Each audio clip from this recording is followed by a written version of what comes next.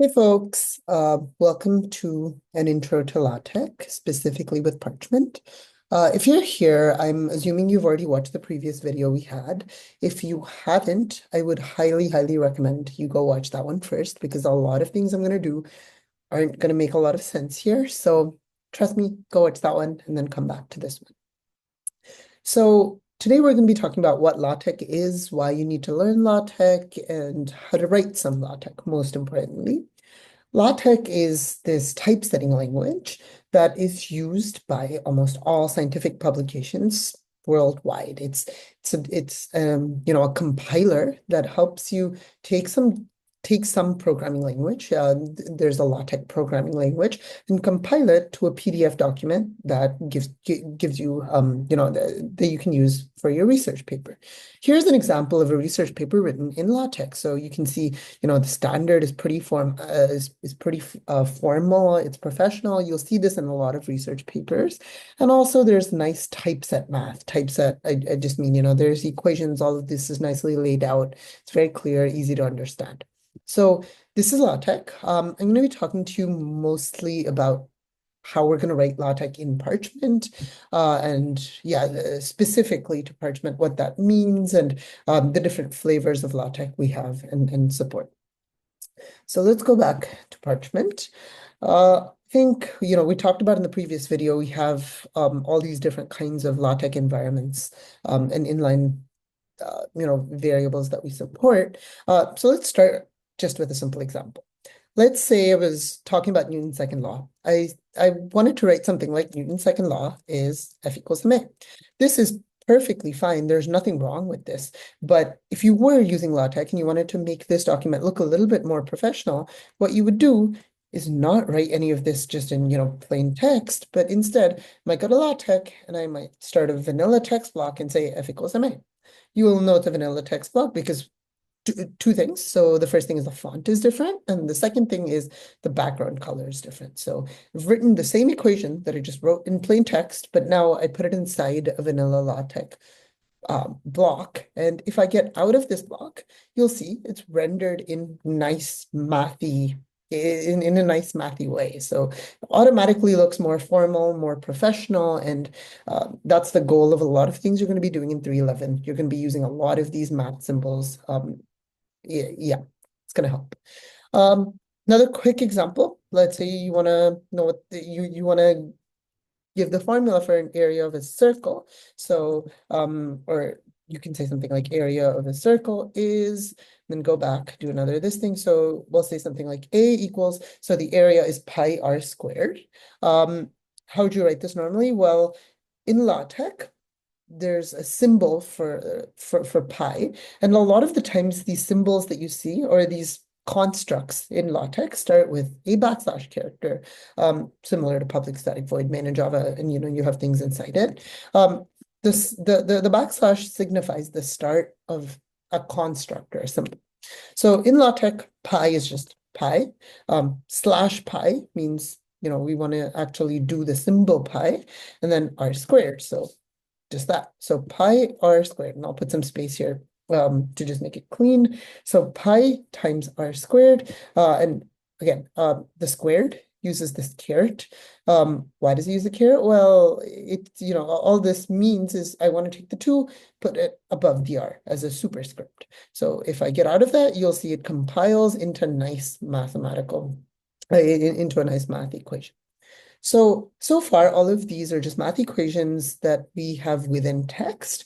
And we like to call this kind of inline LaTeX. So, you have a bunch of text, you're writing text in a paragraph, and you want to have some equation somewhere in the middle. This is a great way to do that. And so far, we've used the vanilla LaTeX block for this. Going back to these kinds of symbols, I said they start with a backslash, but how do, what are some examples of symbols that we support? Well, Parchmynt uses this flavor of LaTeX called Kotek, and Kotek is a compiler that takes LaTeX and converts it into this HTML or these mathematical symbols. Kotek has really nice documentation. This is their website. It has every single symbol that they support. So for example, if I can Command F and look at pi, and they have a bunch of different pi's that they support, but you'll see slash and then small pi is the symbol we use. They also have a capital pi and so on. They have a bunch of symbols. This is a great place to reference all the symbols that you might want to use. And, this is kind of how you find out what code to write, I guess, in Kotek to generate the symbol that you want. Some other symbols. So for all is a symbol that you might use a lot. Exists. All of these are supported natively by Kotek. You don't have to do anything special. If I wanted to write a for all, I would just say slash for all.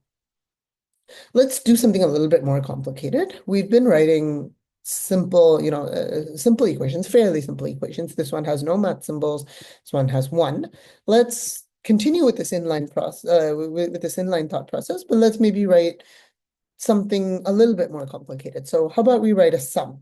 So I might be writing some more text. So I want to say something like the sum of numbers from 1 to 10 is, and how would you write this? Well, let's go back to our vanilla mode.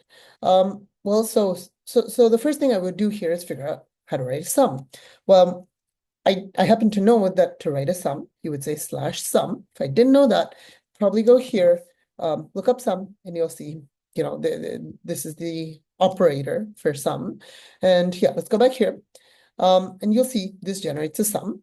Now, I want to add more detail. I want to say the sum of the numbers from 1 to 10 is specifically here. So I'll go in here, and how do we say, sum of numbers from 1 to 10? Well, your sum might look something like sum, the sigma symbol, and then I equal to 1 below the sigma symbol, to 10 at the top of the sigma symbol, and then I inside the sigma symbol, right? So how do we do the bottom part first? Let's focus one at a time. Well, to get something under, I guess, some symbol that you have, you'll use the underscore. So the underscore specifies a subscript. Now, in a subscript, I can say, so now I have a subscript, and then I use curly braces to consider everything a block. So all this is saying is there's going to be something inside these curly braces that's going to go under the sigma sign, under specified by this, and the block, I guess, specified by the curly braces. So I might say something like I equals 0. Sorry, I might say something like I equals, let's start with 1. So just to show you what this looks like, if I get out of this, you'll see below kind of the sigma symbol is I equals 1. So I starts at 1. How do we do above? Well, similar to the R squared here, above is denoted by a caret. Again, I'm going to use a block here, and I'm going to say 10. So just to show what this looks like, this says I equals 1 to 10. And I want the sum of numbers from 1 to 10. So that's just, I want to put I inside the sigma here. So there's a lot of moving parts here, but just to really quickly summarize, we have an underscore denoting that this is the part that's under my sum, a caret here that says this is the part that's above my sum, and the curly brace is saying I want to treat each one of these things as a separate block. Here's what happens if I don't use the curly braces. Let's say I put the 10 without the curly braces, and I get out of this. You'll see the 1 goes up here, but the 0 goes into the sum. It doesn't understand that my 10 is the full thing that should be part of one single block at the top of the sum. So you want to be very careful about the curly brackets, the way you use them, and how you structure your LaTeX. Let's pause for a second, and let's say I messed up something. So let's look at a few possible things you can mess up. So first thing is I forgot my backslash. What happens then? Take a second, think about it. What do you think is going to happen if I forget the backslash? Well, what's going to happen is LaTeX isn't going to understand that I actually want to use an operator like the sigma operator because I don't have the backslash. It's going to think that I'm just writing some text, and you can see it just wrote sum exactly like how I have it in text. It still did the subscript and the superscript perfectly, but the sum itself doesn't work. What happens if I maybe just forget, or maybe I just forget to close a curly bracket? What happens then? Well, I get out of it, and you'll see it doesn't render. In fact, it turns red. So I can hover over this, and I'll get a nice helpful error that says Kotek parse error. It expected a closing curly brace, didn't get one.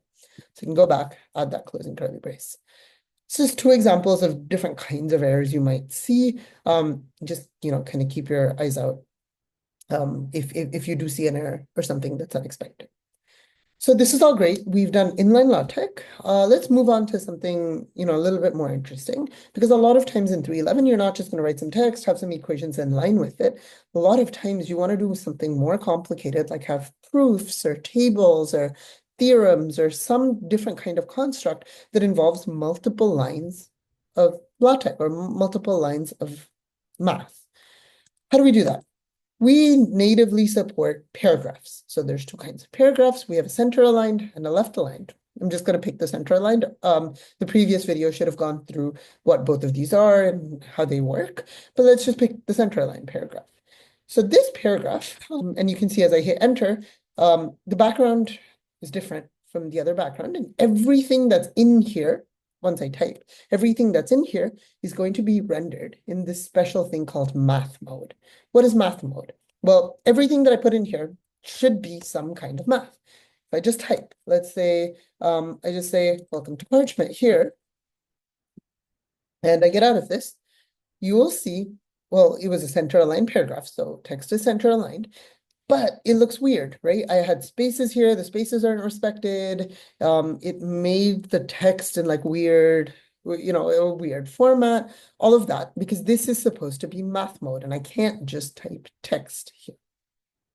What I will have to do is actually type some math. So let's go back and use, the example of this sum. Let's say I do the exact same sum. Sorry, let's type this out. So we want to start at I equals 1. We want to go all the way to 10, and we want to do I. Let's see what this looks like. Looks slightly different from the one here.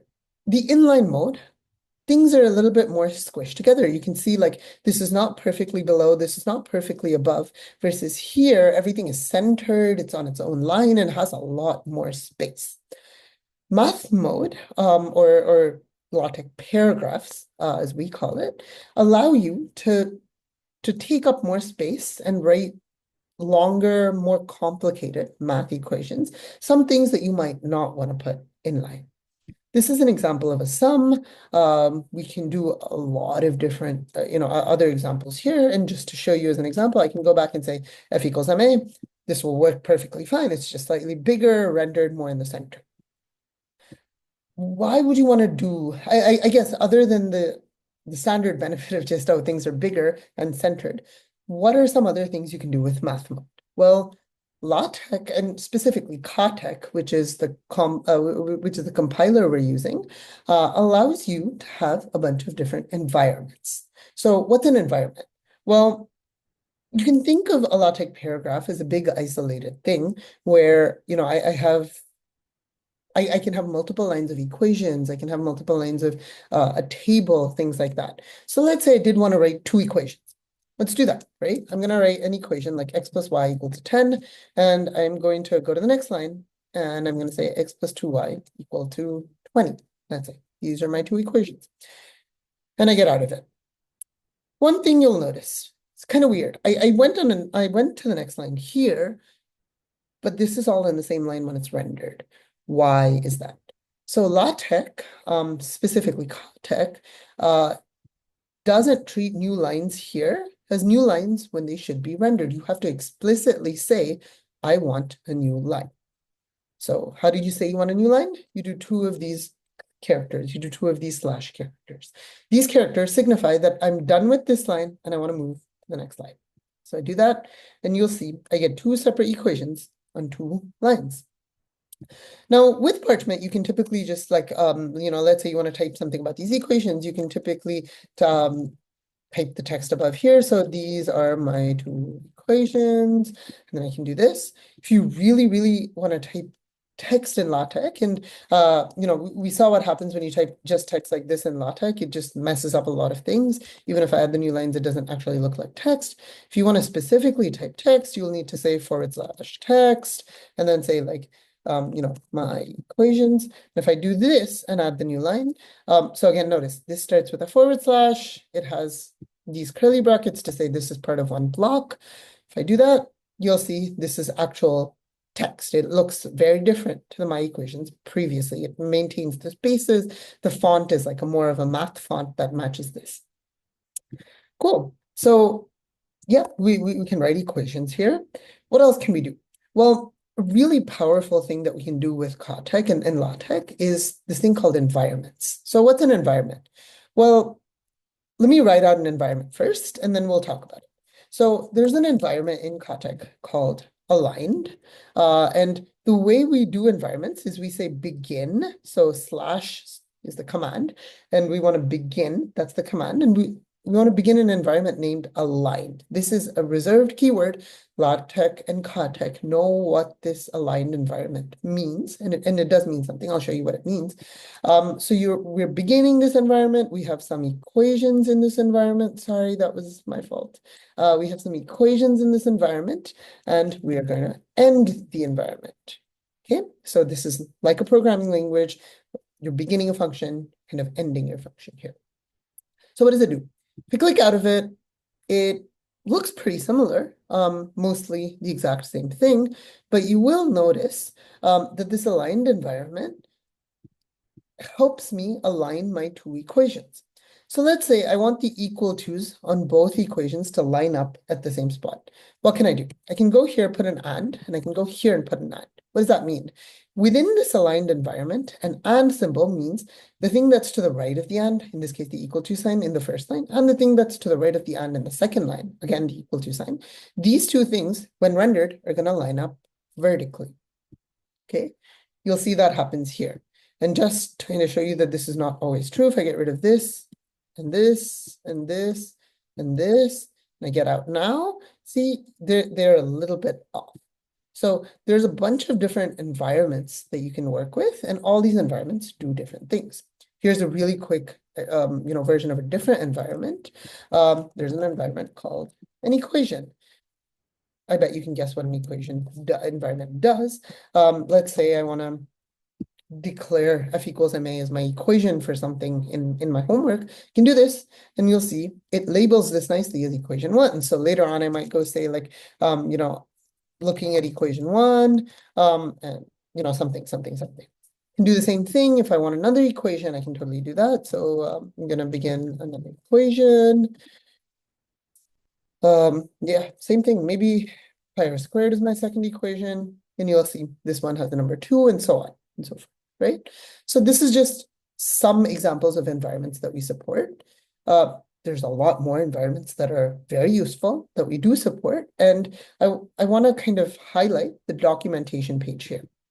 Our documentation page has a list of some constructs that we think are going to be helpful for you during your homework, specifically things like tables. How do you do a table? Well, we have an example. So I'm just going to copy this example from here. I'm going to go to Parchmynt. I'm going to create a center aligned paragraph, and I'm going to put this table that I got from the documentation page. So you'll see this creates a table. What is this table? What's an array? It has 2 columns. CC represents 2 columns. These vertical bars represent the vertical lines in between the columns. Now I'm putting some text here, like we saw earlier in this text directive. I want to call it column 1, column 2, adding some new lines, adding some horizontal lines, and so on. So there's a bunch of examples of different constructs that we support on our documentation website. And also on COTEC's documentation website, they have a section for, all the way at the top, they have a section for environments. They give you examples of how do you make a matrix. This was, we used an array to make a table earlier, so this is an example of an array. They have a lot of different environments that they support natively. And if you want to make any of these environments, feel free to just look at their documentation, see how they do it, and try to replicate it within a LaTeX paragraph. I also want to shout out, just one more thing, I guess, on our documentation page, which is proofs. Proofs are going to be really, really helpful for a lot of things you do in this class. We've shown you how to make a proof with an aligned environment that I just showed you. There's a different kind of proof with an array. There's an English proof. There's a lot of different examples here. Hopefully this helps you understand a little bit about LaTeX and how to use LaTeX and why you might want to use LaTeX